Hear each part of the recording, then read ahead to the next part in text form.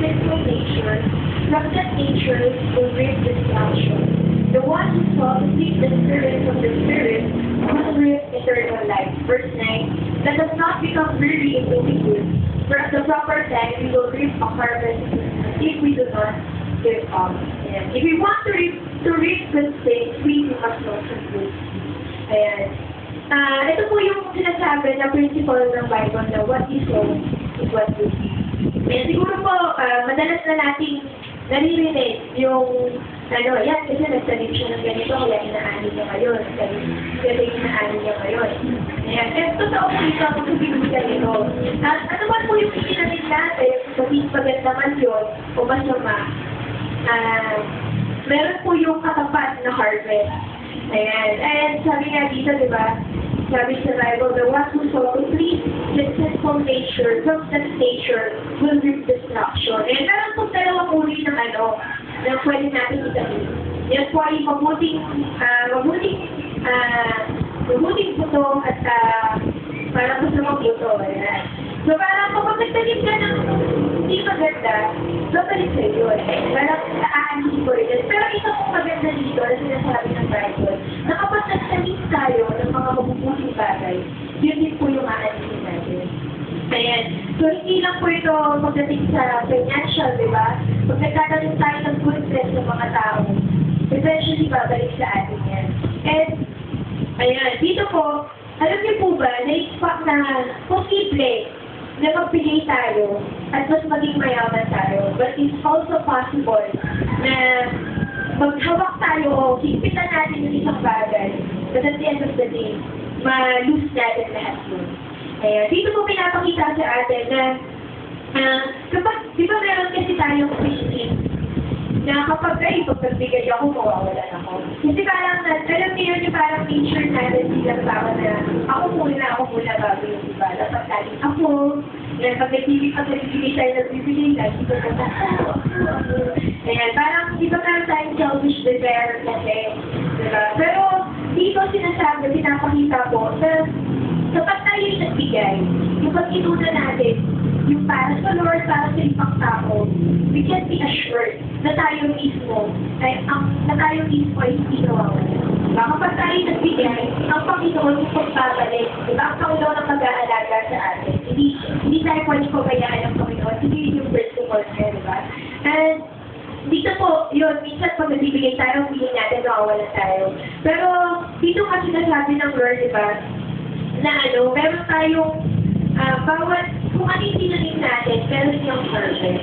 Sabi nga po dito, let us not become weary in doing good, for at the proper time, we will reap a harvest, if we do not give up.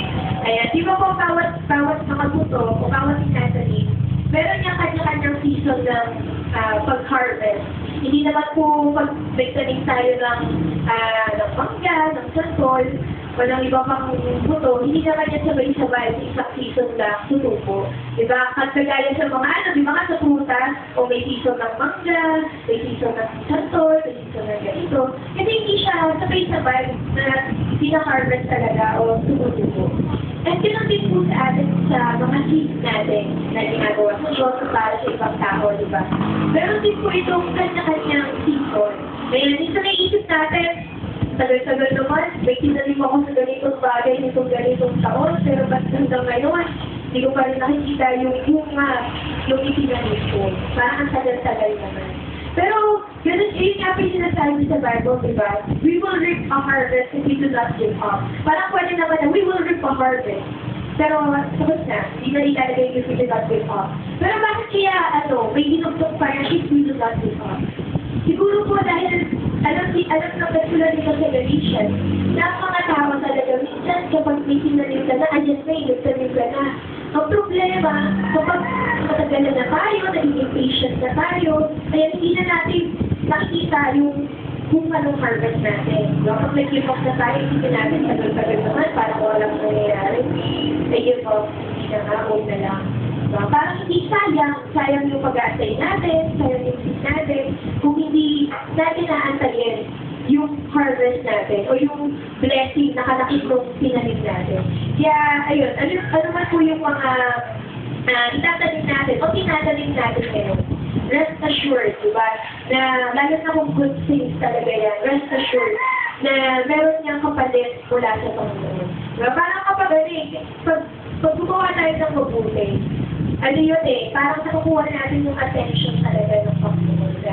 O Lord, gumawa ka ng mabuti. Nakikita ng Lord yan, nire-record ng Lord lahat ng mabuti ginagawa natin. At sinabi ng Panginoon na ibabalik na yun sa tamang panahon. Ayan. And, eto, nagtawa ko sa society, di ba? O bakit minsan isipin ng tao, bakit ba kailangan pang magtanim? Eh, i-bless naman ako ng Lord dahil wala akong itanim. Totoo naman po, di ba? Kasi ang blessing ng Panginoon naman ay hindi lang nakabase sa effort, hindi nakabase talaga sa effort natin, di ba? Pero dahil ang biyaya ng Lord, ang love ng Lord, talagang nag-a-abound sa bawat isang praise ng Lord. Pero, kaya po sinasabi ng Lord na gawin natin itong bagay na to, ay isipin po natin hindi para mawalan tayo. Nanginigin siya, kasi pa kailangan kong bigay, di ba? Para mawalan ng Lord. Pero hindi, kasi gustong-gusto ng Lord na pagpalain tayo. No? Hindi nga tayo nagbibigay, wala na nga tayo sinasabi, pinagpapala pa tayo ng Lord. How much more? Diba? Kapag nagtanim tayo para sa Panginoon, kasi tandaan po natin na ang Lord, nag-a-apply siya sa principle na ginawa niya. And yung principle na yun, kasi sa principle na yun nga yung sowing and reaping. So kapag ginawa natin to, all the more, may bless tayo ng Panginoon. So, ayan, huwag po tayong mapagod na antayin yung harvest natin, and as we give to the Lord ngayong gabi nito, let us remember, Lord, gagawin ko to dahil I respect ang harvest, pero hindi lang kahit to. Diba? Parang, Lord, I will give you dahil mahal kita. At alam po tapat siya sa mga pangako niya. Diba? Promise ng Lord, hindi sa kagarangan na sinabi, diba? Wala pang nakitang correction sa pinabayaan. Hindi, sa buong buhay. And tayo rin, as we give to the Lord, we can be assured na masasabi natin, ay, hindi nagpapabaya ang Diyos sa buhay. Diba? Tayo po rin yung manalangin. Lord, we thank you, Panginoon, sa kapag ito ang Panginoon.